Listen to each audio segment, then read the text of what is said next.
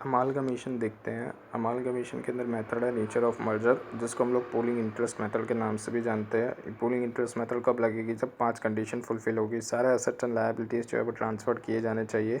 Asset and liabilities book value पर transfer किए जाने चाहिए। परचेस कंसिडरेशन जो है वो डिस्चार्ज किया जाएगा by the issue of equity share only, यानी इक्विटी शेयर्स ही देंगे हम लोग इक्विटी शेयर होल्डर्स को। ट्रांसफर कंपनी के जो सेम बिजनेस है वो कैरिड ऑन किया जाना चाहिए। परचेजिंग कंपनी के द्वारा जो शेयर होल्डिंग है वो एटलीस्ट 90% होना चाहिए face value of the shares किसके वेंडर कंपनी के अंदर, ताकि जो शेयर होल्डर्स है ताकि शेयर होल्डर्स बन पाए परचेजिंग कंपनी के लिए। इलस्ट्रेशन 1 देखते हैं। एक्स लिमिटेड की बैलेंस शीट दे दी गई है 31 मार्च 2021 की। नोट्स भी दी गई है। अदर इन्फॉर्मेशन के लिए हमको बोला गया है कि वाई लिमिटेड है वो टू कवर कर रहा है एक्स लिमिटेड को। 10 अप्रैल 2021 के अंदर डिबेंचर होल्डर्स जो है एक्स लिमिटेड के वो डिस्चार्ज किए जा रहे हैं वाई लिमिटेड के द्वारा 10% प्रीमियम पे। कैसे? 15% खुद के डिबेंचर्स दे के 14% प्रेफरेंस शेयर्स जो हैं एक्स लिमिटेड के उनको डिस्चार्ज किया जा रहा है प्रीमियम पे 20% प्रीमियम दे के, जिसके लिए हम necessary numbers of the 15% preference share issue करेंगे वाई लिमिटेड के, जिसकी फेस वैल्यू 100 है। इन ट्रांजिट वैल्यू जो है एक्स लिमिटेड की वो 20 है और वाई लिमिटेड की 30 है। और सेटिस्फाइड इक्विटी शेयर होल्डर को सेटिस्फाइड करने के लिए उनको numbers of the equity shares दिए जाएंगे जो इन ट्रांजिट वैल्यू है उसके बेसिस पे, और पार वैल्यू पे है ये, और जो नॉमिनल वैल्यू है वो कितनी है? 10 रुपये है। परचेस कंसिडरेशन को कंप्यूट करके बताना है। तो preference share holders of the X limited वो कितना आएगा? तो हमारे यहाँ पर देखेंगे प्रेफरेंस शेयर्स कितने हैं, तो 25,000 के हैं 100 ईच के हिसाब से। तो 25,000 के 100 ईच के हिसाब से मतलब 2500 और रुपीज़ इन 1000 के अंदर है। मतलब हम लोग यहाँ पर 2500 बोलेंगे, 2500 के अंदर 20% प्रीमियम पे दिया जा रहा है, तो प्लस करके 20% करेंगे तो कितना आ जाएगा? 3000 आ जाएगा। ये भी रुपीज़ इन 1000 के अंदर आएगा। और कितने के दे रहे हैं? फेस वैल्यू 100 के हिसाब से दे रहे हैं। तो फिर डिवाइड पर किससे करेंगे हम लोग? डिवाइड करेंगे हम लोग 100 से, तो हमारे पास कितना आ जाएगा? 30,000 आ जाएगा प्रेफरेंस शेयर्स 15% वाई लिमिटेड के। और फिर इक्विटी शेयर्स को क्या दे रहे हैं हम लोग? तो इक्विटी शेयर्स होल्डर्स जो हैं उनको हम लोग दे रहे हैं इन ट्रांजिट वैल्यू के हिसाब से 10 के हिसाब से हम लोग उसको दे रहे हैं। तो इक्विटी शेयर कितने हैं? 7500 के हैं, रुपीज़ इन थाउजेंड्स के अंदर है। और इसको मल्टीप्लाई विद 20 से करेंगे और फिर डिवाइड बाय 30 करेंगे तो कितना आ जाएगा? 5000 आ जाएगा। और ये 5000 हम लोग कहाँ लिखेंगे? Equity share holders of the X limited के लिए लिखेंगे 5000। और इसको किससे डिवाइड करेंगे? 10 से डिवाइड करेंगे तो हमारे पास क्या आ जाएगा? नंबर्स ऑफ द शेयर्स आ जाएगा 5 lakh equity shares of the Y limited. और टोटल करेंगे तो 8000 का परचेस कंसिडरेशन हमारे पास आ जाएगा। जो डिबेंचर्स का पॉइंट है उसको हमको कंसिडर करने की ज़रूरत नहीं होती, क्योंकि जो डिबेंचर होल्डर्स को जो भी दिया जाता है वो परचेस कंसिडरेशन का पार्ट नहीं बनता। इलस्ट्रेशन 2 देखते हैं। एस लिमिटेड को एब्सॉर्ब किया गया है पी लिमिटेड के द्वारा। एस लिमिटेड जो है वो इन्फॉर्मेशन दे रही है हमको, शंतरी एसेट्स और कैपिटल्स और ये सारी इन्फॉर्मेशन दी गई है। एडिशनल इन्फॉर्मेशन के अंदर पी लिमिटेड ने एग्री किया गया है कि वो 9% प्रेफरेंस शेयर देगा 100 ईच के in the ratio of 3 shares of the P Limited for 4 preference shares in the S Limited, यानी S Limited के 4 के बदले 3 दे रहे हैं हम लोग शेयर्स। और जो डिबेंचर होल्डर्स है S Limited का वो 8% मॉर्गेट डिबेंचर्स है 96 के हिसाब से इंड्यू 6% debentures in the S Limited दिए जा रहे हैं which are redeemed at a premium of 20%, यानी 20% प्रीमियम पर उसको रिडीम किया जाएगा। ये पॉइंट हमारा कोई रिलेवेंट नहीं है परचेस कंसिडरेशन के लिए, हमको कैलकुलेट करके बताना है परचेस कंसिडरेशन। और थर्ड पॉइंट के अंदर हमको दिया गया है कि पे करना है 20 रुपीज़ पर शेयर के हिसाब से कैश, और इश्यू करना है 6 इक्विटी शेयर्स 100 के हिसाब से, जिसकी मार्केट वैल्यू है 125 फॉर एवरी 5 शेयर हेल्ड, यानी 5 के बदले 6 शेयर देने हैं। तो परचेस कंसिडरेशन के अंदर प्रेफरेंस शेयर होल्डर को कितना देंगे? तो 2000 प्रेफरेंस शेयर होल्डर है। 2000 को मल्टीप्लाई किससे करेंगे? 3 से करेंगे, क्योंकि 3 दे रहे हैं और किसके बदले? 4 के बदले दे रहे हैं। तो 1500 आया। 1500 को मल्टीप्लाई विथ 100 से करेंगे, क्योंकि 100 रुपये के भाव से हर शेयर दे रहे हैं हम लोग। तो कितना आ जाएगा? 1,50,000 आ जाएगा। और इक्विटी शेयर्स को कितना है? 5000 है। उसका मल्टीप्लाई किससे करेंगे? 20 से, क्योंकि ये कैश देना है हमको। 5000 मल्टीप्लाई 20 करेंगे तो 1,00,000 रुपये का कैश आ गया। और फिर जो इक्विटी शेयर को कितना देना है? 5 के बदले में 6 देने हैं, तो 5000 डिवाइडेड बाय 5 करेंगे और फिर मल्टीप्लाई बाय 6 करेंगे और फिर उसको मल्टीप्लाई किससे करेंगे, 125 की मार्केट वैल्यू के हिसाब से दे रहे हैं तो मल्टीप्लाई बाय 125 करेंगे तो 7,50,000 इक्विटी शेयर्स आ गए। तो टोटल करेंगे तो 10 लाख आ जाएगा। नीचे जो नोट्स दिया है उसके अंदर यही लिखा गया है कि डिबेंचर होल्डर का पॉइंट है जो कि डिबेंचर होल्डर को परचेस कंसिडरेशन के अंदर काउंट नहीं किया जाता। वाई लिमिटेड जो है वो डिसाइड कर रहा है कि वो एब्जॉर्ब करेगा एक्स लिमिटेड को। एक्स लिमिटेड की फॉलोइंग इन्फॉर्मेशन दी गई है हमको। वाई लिमिटेड ने एग्री किया गया कि वो टुक ओवर करेगा net asset of the X limited. जो परचेस कंसिडरेशन है वो कैसे पेएबल होगा, तो इक्विटी शेयर्स है एक्स लिमिटेड की for the purpose of absorption वो वैल्यूड किए जा रहे हैं 70 रुपीज़ के हिसाब से। और जब वाई लिमिटेड है वो इश्यू करेगा इक्विटी शेयर्स कितने के, 120 रुपये के हिसाब से देगा इक्विटी शेयर होल्डर किसको, वाई लिमिटेड को। और वाई लिमिटेड जो है वो एग्री कर रहा है 60,000 कैश के अंदर देगा प्रेफरेंस शेयर होल्डर को। तो यहाँ पर देखेंगे हम लोग तो शेयर्स कितने हैं, 3,000 है। 3,000 को मल्टीप्लाई विद 70 से करेंगे तो 2,10,000 आ गया, प्लस 60,000 करेंगे तो 2,70,000 का हमारा परचेस कंसिडरेशन आ गया। अब ये जो 2,10,000 है इसको हम लोग किस पे वैल्यू कर रहे हैं, 120 रुपये के हिसाब से दे रहे हैं। तो 2,10,000 को 120 से डिवाइड करेंगे तो कितना आ जाएगा, 1750 इक्विटी शेयर्स आ जाएगा। इलस्ट्रेशन 4 देखते हैं। नील एंड गगन लिमिटेड अमान कमिट हो रही है और नई कंपनी बना रही है 1/4/2021 को। बैलेंस शीट दे दी है नील गगन लिमिटेड की। नोट्स भी दी गई है हमको, फॉलोइंग एडिशनल इन्फॉर्मेशन दी गई है। Net assets of the Neel and Gagan limited हमको रीवैल्यूएट की वैल्यू दी गई है हमको प्लांट मशीनरी बिल्डिंग की। परचेस कंसिडरेशन है वो डिस्चार्ज किया जा रहा है 24,000 इक्विटी शेयर 25 के हिसाब से फुल्ली पेडअप है। कौन से प्रपोर्शन में, जो प्रॉफिटेबिलिटी का प्रपोर्शन है 2 साल का वो उसके रेशियो में हमको करना है। तो कौन क्या रेशियो आएगा, 475:525 का रेशियो आएगा जो हमको टोटल दिया गया है प्रॉफिट का वो आएगा। तो टोटल 1,000 आ रहा है। तो 24,000 को मल्टीप्लाई किससे करेंगे, 25 से करेंगे तो हमारे पास 6 लैक्स आ गया। उसको डिवाइड किससे करेंगे, 1,000 से करेंगे और फिर मल्टीप्लाई 475 से करेंगे तो हमारे पास 2,85,000 आ जाएगा। ये 2,85,000 हम लोग कहाँ लिखेंगे, परचेस कंसिडरेशन के अंदर। इक्विटी शेयर कितने के दे रहे हैं हम लोग, 25 रुपये के भाव से दे रहा है तो 2,85,000 वहाँ पर आ गया। और गगन के अंदर देखेंगे तो मल्टीप्लाई 525 से करेंगे तो 3,15,000 का गगन का भी आ जाएगा, 25 के हिसाब से आएगा। और अगर नंबर्स ऑफ शेयर्स देखना हो 2,85,000 को डिवाइड करेंगे 25 से तो हमारे पास आएगा 11,400 इक्विटी शेयर। और 3,15,000 को डिवाइड करेंगे 25 से तो हमारे पास आएगा 12,600 इक्विटी शेयर्स। उसके बाद प्रेफरेंस शेयर्स जो हैं उनको क्या दे रहे हैं, तो 12% preference shares of 10 each fully paid up जो हैं फुल्ली पेड अप इश्यू कर रहे हैं 12% preferential 10 each fully paid up. ऐसे इश्यू करना है कि 8% रिटर्न जो अभी एग्जिस्टिंग है उनको मिले, किसका, नेट असेट का। नेट एसेट का 8% करना है और फिर उसको डिवाइड हम लोग 12% करेंगे तो हमारे पास वैल्यू आ जाएगी जितना हम लोग प्रेफरेंस शेयर की वैल्यू देने वाले हैं अमाउंट में आएगी वो। तो देखते हैं हम लोग, नेट एसेट निकालनी पड़ेगी तो प्लांट मशीनरी और बिल्डिंग की रिवैल्यूड वैल्यू तो दी गई है तो वो लिख देंगे पहले हम लोग, वो लिख देंगे। और फिर उसके बाद लेस क्या करेंगे, उसके बाद एक करंट एसेट भी है तो उसको भी ऐड कर देंगे 163,500 और 158,600 की नील गगन की, तो उनको ऐड करेंगे और फिर उसके बाद लेस करेंगे लायबिलिटीज़ तो हमारे पास नेट एसेट आ जाएगी। करंट लायबिलिटीज़ के अंदर 6,23,500 है और 5,57,600 है, ये दोनों को लेस कर देंगे हम लोग। ये दोनों को लेस करेंगे तो हमारे पास 8,40,000 का नेट एसेट आ गया, 9,24,000 का नेट एसेट आ गया। नील और गगन लिमिटेड के लिए 8,40,000 का 8% करेंगे तो 67,200 आ गया। उसको डिवाइड करेंगे 12% से तो हमारे पास कितना आ जाएगा, 5,60,000 आ जाएगा। ये 5,60,000 हम लोग परचेस कंसिडरेशन के अंदर लिखेंगे, 12% प्रेफरेंशियल 10 के हिसाब से दे रहे हैं। और वैसे ही 9,24,000 का जो आया नेट एसेट उसको कितना 8% करेंगे तो 73,920 आ गया। उसको डिवाइड करेंगे 12% से तो हमारे पास कितना आएगा, 6,16,000 आ जाएगा गगन के लिए। और टोटल करेंगे तो हमारे पास परचेस कंसिडरेशन भी निकल के आ जाएगा 8,45,000 नील के लिए और गगन के लिए 9,31,000। उसके बाद इलस्ट्रेशन 5 देखते हैं। बैलेंस शीट जो है X limited and Y limited की एज ऑन 31 मार्च 2021 दे दिए गई है।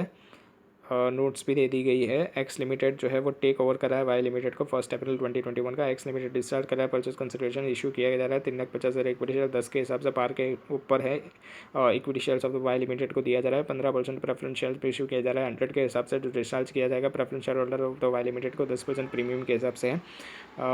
जो डिबेंचर होल्डर्स हैं, डिबेंचर्स है वाई लिमिटेड के, उनको कन्वर्ट किया जाएगा equity numbers of the debentures of the X limited के अंदर। जो स्टैट्यूटरी रिजर्व्स है वाई लिमिटेड के वो मेंटेन किया जाएगा 2 साल के लिए, और 2 सालों के लिए। सो करो बैलेंस शीट एक्स लिमिटेड की आफ्टर अमालगमेशन अज्यूम करना है कि नेचर ऑफ मर्जर होगा या तो अज्यूम करना है कि नेचर ऑफ परचेज होगा। तो पहला केस जो है नेचर ऑफ मर्जर का वो देखते हैं। एक्स लिमिटेड का हमको बैलेंस शीट बनानी है, नोट्स बनानी है। तो पहले हमको परचेस कंसिडरेशन निकालना पड़ेगा। परचेस कंसिडरेशन कितना दिया गया है, 3,50,000 इक्विटी शेयर से 10 के हिसाब से है तो ये हम लोग लिख देंगे तो ये हमारा आ जाएगा 3,50,000 मल्टीप्लाई विथ 10 करेंगे तो 3500 आ जाएगा। ये अभी रुपीज़ किसके अंदर आएगा, रुपीज़ इन थाउजेंड्स के अंदर आ रहा है। और फिर जो हमारा दूसरा है वो क्या है, 15% प्रेफरेंस शेयर 100 के हिसाब से डिस्चार्ज करना है 10% प्रीमियम से। तो अभी देखेंगे प्रेफरेंस शेयर्स हैं कितने के, तो प्रेफरेंस शेयर है 1700 के। इसके अंदर हम लोग कितने प्रीमियम पे दे रहे हैं, 10% प्रीमियम पे दे रहे हैं। तो 1700 के हैं, उसको प्लस करेंगे हम लोग 10%, तो आ जाएगा 1870। तो टोटल हम देखेंगे तो 1870 प्लस बाय 3500, तो हमारा परचेस कंसिडरेशन कितने का बना, 5370 का परचेस कंसिडरेशन बना। अभी in the natures of merger जब होगा तो उसके अंदर क्या होता है, मर्जर के अंदर तो सारी असेट्स आती है और सारी लायबिलिटीज़ आती है। और लायबिलिटीज़ के अंदर सिर्फ शेयर कैपिटल को छोड़ दिया जाता है और रिजर्व्स एंड सरप्लस भी पूरा पूरा आता है। तो इसलिए यहाँ पर हमारा क्या आएगा, सारा आएगा। इसलिए हमको यहाँ पर सिर्फ शेयर कैपिटल छूट रहा है। तो सिर्फ शेयर कैपिटल को अगर हम लोग परचेज कंसिडरेशन से कंपेयर करके देखेंगे तो हमको पता चल जाएगा कि हमारे कहाँ पर आ रहा है एडजस्टमेंट जो होगा वो किस में आएगा। इसके अंदर एडजस्टमेंट कैपिटल रिजर्व या गुडविल नहीं होगा। इसके अंदर एडजस्टमेंट जो आएगा वो किस में करना होगा, हमको रिजर्व्स एंड सरप्लस में करना होगा। जो हमारा बैलेंस बच रहा था ना पहले, जो कैपिटल रिजर्व या गुडविल में आ रहा था नेचर ऑफ परचेज के अंदर, नेचर ऑफ परचेज के अंदर जो भी बैलेंस बच रहा था नेट एसेट माइनस में नेट एसेट में से जो भी परचेस कंसिडरेशन माइनस कर रहे थे तो गुडविल या कैपिटल रिजर्व बच रहा था। यहाँ पर वैसा नहीं होगा। यहाँ पर क्या होगा, यहाँ पर शेयर कैपिटल को हमको कंपेयर करना पड़ेगा पीसी के साथ, और उसका जो भी डिफरेंस होगा उसको हम लोग को क्या करना पड़ेगा, एडजस्ट करना पड़ेगा रिजर्व्स एंड सरप्लस के बैलेंस में से। ठीक है, तो यहाँ पर हमारा 5370 का क्या आ गया, परचेस कंसिडरेशन आ गया। अब उसको कंपेयर किससे करेंगे, तो ये 4700 जो है शेयर कैपिटल, इससे कंपेयर करेंगे। यानी 4700 की जो वैल्यू थी उसके बता हमने कितना दिया है, उसको 5370 दिया गया है। तो माइनस करेंगे 4700 को, तो 670 जो है 670 हमने ज़्यादा दिया गया है। हाँ, तो इसको एडजस्ट करना पड़ेगा कहाँ से, रिजर्व्स एंड सरप्लस में से एडजस्ट करना पड़ेगा। तो अभी हम लोग बनाएंगे एक्स लिमिटेड की शेयर कैपिटल। उसके अंदर फर्स्ट लिखेंगे ये 8,50,000 आएगा शेयर कैपिटल। वो कैसा आया, तो जो शेयर कैपिटल जो हमको दिया गया था कितना था, 5,000 दिया गया था हमको, रुपीज़ इन थाउजेंड्स के अंदर है। 5,000 को डिवाइड बाय 10 करेंगे तो हमारे पास कितना आ गया, 500 आ गया। तो ये 500 आ जाएगा। 500 को मल्टीप्लाई विथ 1000 से करेंगे तो वही आ जाएगा, 5 लाख आ जाएगा। पर यहाँ पर हम लोग रुपीज़ इन थाउजेंड्स के अंदर ही लिख रहे हैं, तो कितना आ जाएगा, 500 आ गया। और फिर प्रेफरेंस शेयर्स जो है ये एक्स लिमिटेड के अभी हम लोग देख रहे हैं। एक्स लिमिटेड का पहले देख लेंगे इक्विटी शेयर कितना हो रहा है, तो 500 हो रहा है इक्विटी शेयर। और अभी वाई लिमिटेड को हमने कितना दिया, 3500 दिया, मतलब वो 500 प्लस 350 कर देंगे हम लोग, क्योंकि रुपीज़ इन हम लोग 1000 के अंदर लिख रहे हैं। तो 850 आ जाएगा, 850 आ जाएगा। और 850 को हम लोग किस में दिया है, 10 से दिया गया है। तो मल्टीप्लाई विथ 10 करेंगे तो कितना आ जाएगा, 8500 आ जाएगा। रुपीज़ इन 1000 के अंदर है, इसलिए यहाँ पर लिखेंगे 8500 equity share capital. Preference share के लिए भी वैसे ही कर देना है। प्रेफरेंस शेयर हमने दिए कितने हैं, तो जो 2200 हैं, 2200 हैं उसको हम लोग डिवाइड किससे करेंगे, 10 से करेंगे, 100 से करेंगे, क्योंकि यहाँ पे 100 के हिसाब से है। तो यहाँ पर कितना आ गया, 22 आ गया। प्रेफरेंस शेयर 14% जो एक्स के हैं। और वाई को हमने कितने दिए हैं, तो वाई को हमने दिए थे 1870 के दिए थे। और कितने के हिसाब से दिए थे हमने 1870, 10% प्रीमियम के हिसाब से दिए थे। 100 का था और 10% प्रीमियम के हिसाब से दिए थे, मतलब 110 के हुए। यहाँ पर कितने के थे, 18,700 के थे, जो कि हमने परचेस कंसिडरेशन के अंदर देखा था। कितने थे, 1870 के थे। 1870 को रुपीज़ इन थाउजेंड्स के अंदर था 1870। तो ये आ जाएगा 1870। और फिर इसको 1870 जो रुपीज़ इन 1870, और फिर उसको मल्टीप्लाई विथ 1000 से करेंगे तो हमारा कितना था, 18,70,000 रुपये था। और 18,70,000 को डिवाइड 100 से करेंगे तो कितना आएगा, 18,700 आएगा, क्योंकि 100 के हिसाब से हम लोग दे रहे थे प्रेफरेंस शेयर्स। तो वो कितना आ गया, 18,700 आ गया। और 100 से मल्टीप्लाई कर देंगे तो कितना आ जाएगा, 18,70,000 आ जाएगा। और रुपीज़ इन थाउजेंड के अंदर देखना हो तो हमको 1870 लिख के रखना पड़ेगा वहाँ पर, और 2200 लिख के रखना पड़ेगा। टोटल करेंगे तो हमारे पास 12,570 आ जाएगा। ये शेयर कैपिटल के अंदर हम लोग ऊपर लिख देंगे। और फिर रिजर्व्स एंड सरप्लस कैसे निकालेंगे, तो जनरल रिजर्व जो है एक्स लिमिटेड का और वाई लिमिटेड का दोनों का टोटल कर देंगे। जनरल रिजर्व कितना है, 500 है, और 250 है, तो 500 प्लस 250 करेंगे तो कितना आ जाएगा 750 आ जाएगा, वो लिख दिया। उसमें से हम लोग जो 670 का हमने निकाला था, जो कि हमने परचेस कंसिडरेशन को शेयर कैपिटल से कंपेयर करके निकाला था, जो कि एडजस्टमेंट हो रहा था, जो कि रिजर्व्स एंड सरप्लस में हमको करना पड़ेगा, तो वो हम लोग यहाँ से एडजस्ट कर देंगे। 750 में से 670 माइनस कर देंगे तो 80 आ जाएगा। और फिर जो कि नेचर ऑफ मर्जर है, इसके अंदर सारे रिजर्व्स उठ के आते हैं, तो वाई लिमिटेड के जो भी रिजर्व्स होंगे वो सारे यहाँ पर आ जाएंगे। तो वाई लिमिटेड के और क्या क्या रिजर्व्स हैं, तो export profit reserves x limited का जो है वो देखेंगे हम लोग कितना है। एक्सपोर्ट प्रॉफिट रिजर्व 300 है और 200 किसका है, वाई लिमिटेड का है, तो दोनों आ जाएंगे, टोटल करके 500 लिख देंगे। इन्वेस्टमेंट अलाउंट रिजर्व वो कितना है, 100 का है, सिर्फ वाई लिमिटेड का है, तो वो भी आ जाएगा। प्रॉफिट एंड लॉस अकाउंट का भी टोटल करके लिख देंगे, तो टोटल आ जाएगा 1250 और फिर टोटल पूरा करेंगे 80 500 100 1250 तो 1930 का आ जाएगा रिजर्व सेंट्रल प्लस, इसको भी ऊपर लिख देंगे। और फिर लॉन्ग टर्म बोरोइंग्स जो है वो कितना है, तो लॉन्ग टर्म बोरोइंग्स के अंदर है 13% डिबेंचर्स है 500 और 350 के, तो दोनों का टोटल कर देंगे हम लोग, एक्स और वाई का दोनों का टोटल करके लिख देंगे, तो ये आ जाएगा हमारा 850। और फिर उसके बाद हम लोग देखेंगे तो अदर करंट लायबिलिटीज़ जो है, करंट लायबिलिटीज़ के अंदर trade payables and other current liabilities है, तो वो दोनों का भी टोटल करके लिख देना है हमको। 450 प्लस बाय 350 तो 800 आ गया, तो वो 800 लिख देंगे।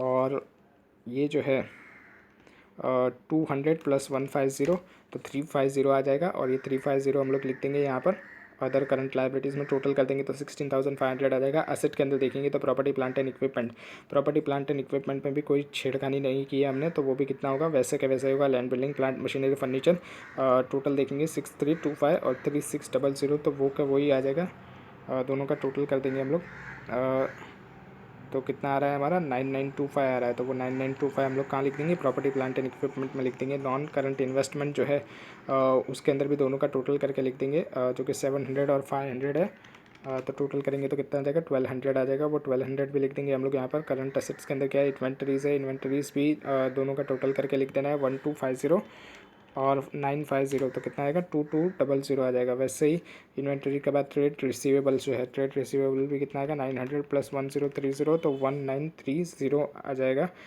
Cash and cash equivalent 725 plus 520 करेंगे हम लोग, तो कितना आएगा 1245 आएगा, तो वो भी कर देंगे। और फिर टोटल करेंगे हम लोग तो 16,500 आ जाएगा। असेट और लायबिलिटी दोनों टैली हो जाएगा। Amalgamation in the nature of purchase देखेंगे, इसके अंदर क्या करना होता है, हमको नेट असेट निकालना होता है, उसमें से परचेस कंसिडरेशन माइनस करना होता है, तो जो भी आएगा डिफरेंस वो हमारा किस में जाएगा, परचेस वो हमारा किस में जाएगा, या तो गुडविल होगा या तो कैपिटल रिजर्व होगा। और इसके अंदर जो हमारा वाई लिमिटेड की जो भी रिज़र्व्स होंगे वो रिज़र्व्स हमको लेने की ज़रूरत नहीं है, सिर्फ एक ही रिज़र्व आएगा, जो कि कौन सा रिज़र्व होगा, स्टैट्यूटरी रिज़र्व होगा, वही रिज़र्व आएगा। और फिर उसको भी एडजस्ट कर देंगे हम लोग अमालगमेशन एडजस्टमेंट अकाउंट से, अमालगमेशन एडजस्टमेंट रिज़र्व से। किससे एडजस्ट करेंगे, अमालगमेशन एडजस्टमेंट रिजर्व से। अमालगमेशन एडजस्टमेंट जो कर रहे थे वो कहाँ कर रहे थे, in the nature of merger कर रहे थे, और यहाँ पर क्या करेंगे, amalgamation adjustment reserve account open करेंगे और उससे फिर वो स्टैट्यूटरी रिजर्व को एडजस्ट कर देंगे। तो पहले यहाँ पर पीसी तो वो के वही रहेगा हमारा, और यहाँ पर नेट एसेट्स कितने थे 66 के थे, सन्ड्री एसेट्स कितने थे 66 के थे, 6600 लिखेंगे यहाँ पर, रुपीज़ इन थाउजेंड्स के अंदर है। उसमें तो 13% डिबेंचर्स और ट्रेड पेबल्स और अदर करंट लायबिलिटीज़ जो है उसको माइनस कर देंगे हम लोग, जो कि हमको दिया गया था, कहाँ दिया गया था, यहाँ पर दिया गया था। ये जो थे 350 और 150 trade payables, other current liabilities and long term borrowings के, उसको माइनस करेंगे तो हमारे पास आ जाएगा कितना 57.50 आ जाएगा। इसमें से पीसी माइनस करेंगे तो हमारे पास क्या आ रहा है, कैपिटल रिजर्व आ रहा है, क्या आ रहा है, कैपिटल रिजर्व आ रहा है, कितने का आ रहा है 3.80 का आ रहा है, 3.80 का कैपिटल रिजर्व आ रहा है। तो ये कैपिटल रिजर्व हम लोग रिजर्व्स एंड सरप्लस की नोट में लिख देंगे 380 3.80 नहीं है, वो 380 है, 380 है, उसको यहाँ पर लिख देंगे 380 को, रुपीज़ इन थाउजेंड्स के अंदर है।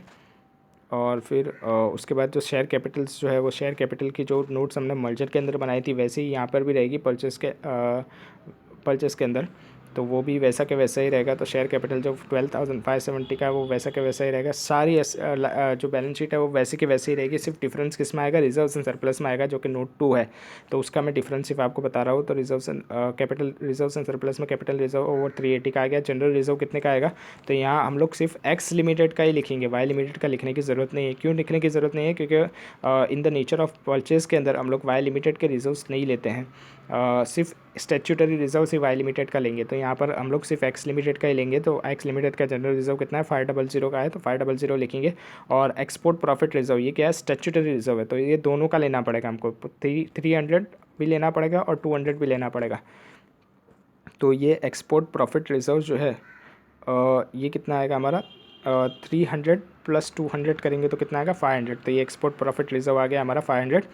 और फिर उसके बाद कौन सा रिजर्व आ रहा है हमारा, उसके बाद है इन्वेस्टमेंट अलाउंट रिजर्व। ये इन्वेस्टमेंट अलाउंट रिजर्व सिर्फ 5 के अंदर है और ये हमको लेना पड़ेगा क्योंकि स्टैट्यूटरी है। स्टैट्यूटरी रिजर्व जो होता है वो हमको in the nature of purchase के अंदर लेना ही पड़ता है। जो परचेजिंग जो वाई लिमिटेड है उसका हमको लेना पड़ेगा क्योंकि ये स्टैट्यूटरी रिजर्व है। तो 100 है तो 100 भी ले लेंगे। और फिर प्रॉफिट एंड लॉस अकाउंट है, प्रॉफिट एंड लॉस अकाउंट सिर्फ एक्स का ही लेंगे, जो 750 है सिर्फ वही लेंगे। तो ये ले लेंगे हम लोग 750। और फिर यहाँ से हम लोग क्या माइनस कर देंगे, अमालगमेशन एडजस्टमेंट रिजर्व माइनस कर देंगे। ये 300 आएगा। ये 300 कैसे आएगा, तो जो भी हमने स्टैट्यूटरी रिजर्व जो वाई लिमिटेड का लिया वो हमको माइनस करना पड़ेगा। तो वो कितना है, एक्सपोर्ट प्रॉफिट रिजर्व 200 का है और इन्वेस्टमेंट अलाउंट रिजर्व 100 का है। तो ये दोनों का हमको टोटल करेंगे तो कितना आ रहा है, 300 आ रहा है। ये 300 हम लोग यहाँ से माइनस कर देंगे अमालगमेशन एडजस्टमेंट रिजर्व लिखकर। और फिर टोटल करेंगे तो हमारे पास कितना आ जाएगा, 1930 आ जाएगा। और ये 1930 हम लोग कहाँ लिख देंगे, ऊपर लिख देंगे रिजर्व्स एंड सरप्लस के अंदर 1930। और बाकी जो शेयर कैपिटल है, लॉन्ग टर्म बोरोइंग्स है, trade payables, other current liabilities, और ये सारी के सारी जो भी आइटम्स हैं बैलेंस शीट की, ये सब के सब वैसी ही रहेगी जैसा नेचर ऑफ मर्जर के अंदर होता है। नेचर ऑफ परचेस के अंदर सिर्फ डिफरेंस ये आ जाएगा कि रिजर्व्स एंड सरप्लस के अंदर कैपिटल रिजर्व आ जाएगा, या तो अगर गुडविल होता तो इंटेंजिबल एसेट के अंदर गुडविल आ जाता। सिर्फ यही डिफरेंस रहेगा। और यहाँ पर ये अमालगमेशन एडजस्टमेंट रिजर्व आ जाएगा। बस सिर्फ इतना ही डिफरेंट रहेगा और कोई डिफरेंस नहीं रहेगा।